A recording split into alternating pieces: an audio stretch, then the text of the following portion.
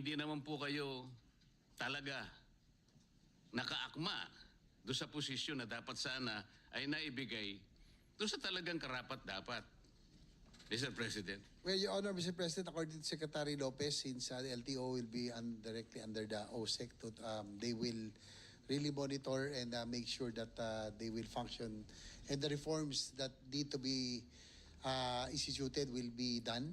So yan po ang commitment ng Secretary Lopez natin. In fact, meron nga akong ditong side eh. Meron din pong appointee ron na hindi ako pabor eh. No, na political appointee. Na we should appoint people who have the technical skills and know-how and knowledge para hindi mo masayang. Not political appointees. I'm talking about the PNR chairman who was recently appointed.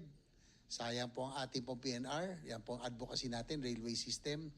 Nag-appoint po ng isang dati naming konsihal na who had a lackluster record kahit bilang konsihal. Kaya nga, minsan nasasayang, minsan nakakapagtaka rin. Ako rin, Mr. Chair, nagtataka rin ho ako minsan.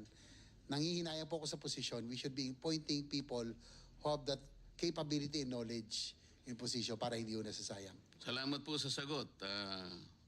Ako naniniwala talaga ako na yung meritocracy, yung merit po talaga, importante rin yon. Halimbawa po ako, na-appoint ako na secretary ng DOH. Hindi ko po tatanggapin eh, dahil hindi naman ako doktor eh. Kung magicero po siguro, tatanggapin ko. Magic lang naman yun eh.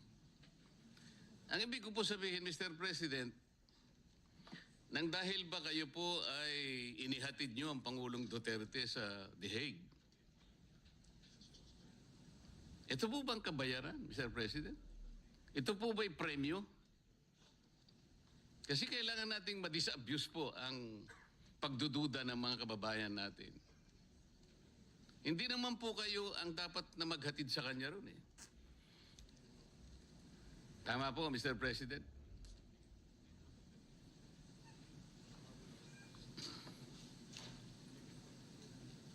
Your Honor, sabi po ni Asik Lacanilaw, siya nga po, he confirms that he was one of those on the plane with the former president. Opo, wala namang pagdududa doon and there's no debate in that. Ang tinatanong po, kayo po bang authorized na dapat sumama na maghatid sa hindi tamang pagkakahatid sa dating Pangulo?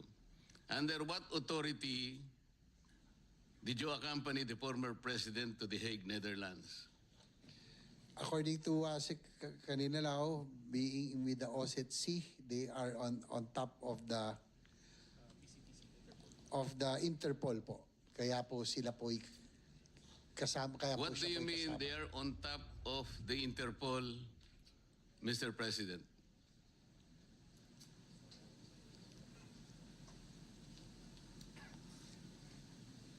Does he mean, Mr. President, he is the local counterpart of the Interpol in the Philippines?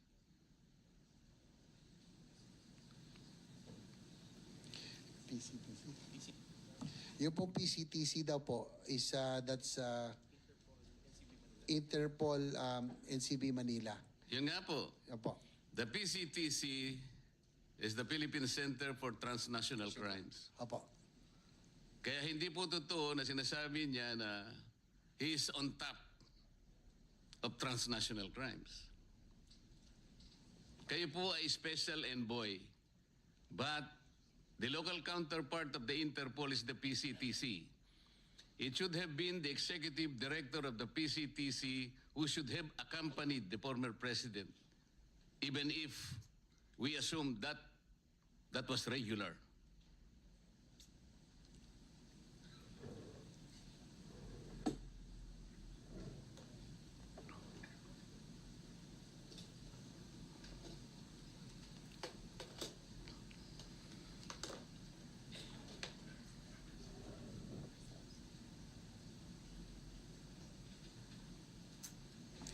According to Asik Lacanilaw, that meron po daw siyang dokumento that he was well documented for him to be able to accompany the former president to The Hague, being the head of OSCE.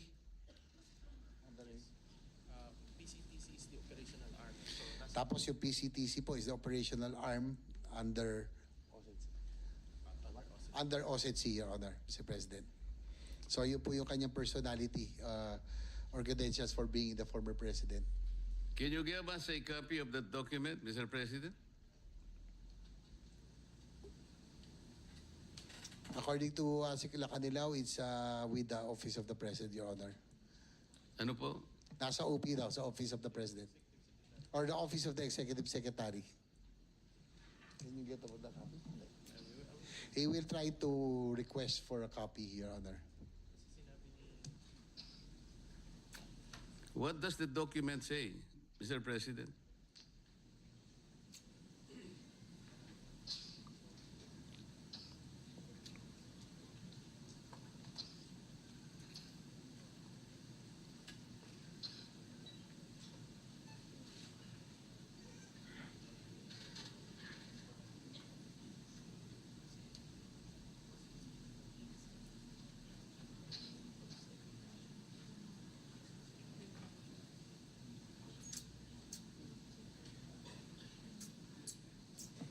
According to Asik Lacanilaw, he doesn't know exactly the contents of the document, but he was just informed that there was a document that designated or allowed him to accompany the former president, Your Honor, being OSETC. Why do you think, Mr. President, I should believe that statement? He referred to a document which content he doesn't know. Ang alam niya lang niya, pinasasama sa kanya, Pangulong Duterte. What kind of reasoning is that, Mr. President?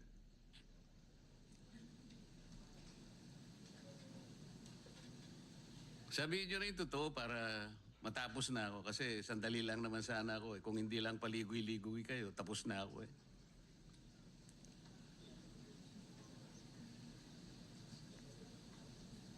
Well, according to him, it was in the nung nagkaroon daw ng investigation dito regarding that, according to Secretary Remulla of the ALG, that yun lang po na sinasabi that he was well documented when he accompanied the former president, Your Honor. Sinabi mo na naman si Secretary Remulla eh. Eh, puro kwentong kutsero naman ang... Ganito na lang. Kung sakasakali, Mr. President, kung sakasakali lang naman, ano,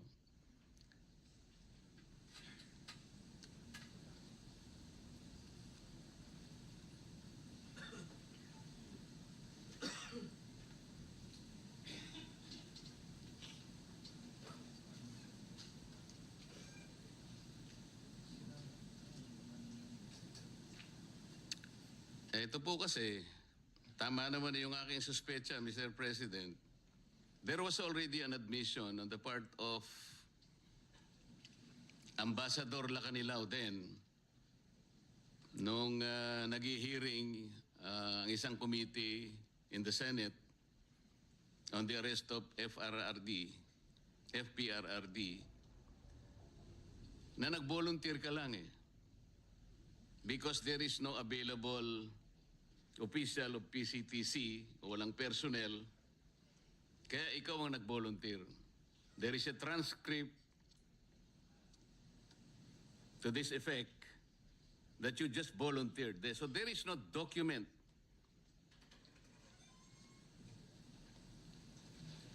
So, which is very, very clear, Mr. President, that he himself volunteered due to the unavailability of personnel from PCTC. So he arrogated upon himself something that was not lawfully delegated to him. Sa mga kapatid, talagang parang bayad lang. Parang papremyo lang sa kanya ito. Kaya pala hindi niya maipaliwanag kung bakit siya. Alam mo, Mr. President, ganito po yan eh. Lahat po ng notice ng isang korte, lahat ng subpoena o anumang klase ang ipatupad ng korte, yung sheriff po ang nagdadala. Kumbaga, Yung PCTC dapat ang nagdala sa Pangulong Duterte. Pero kayo po nag-volunteer. Tama po. Ito Yes, po Your ang Honor, transcript. Yes, Your Honor, Mr. President. Inaamin po ni Asik Calilaw na siya po ay nag-volunteer. Oh, nag-volunteer. So wala na yung dokumento, ha? Wala na yung dokumento, eh. Hindi mo nga maipaliwanag kung ano yung content ng document. Eh. Kwento lang yun. Kwentong kutsero lang. Yes?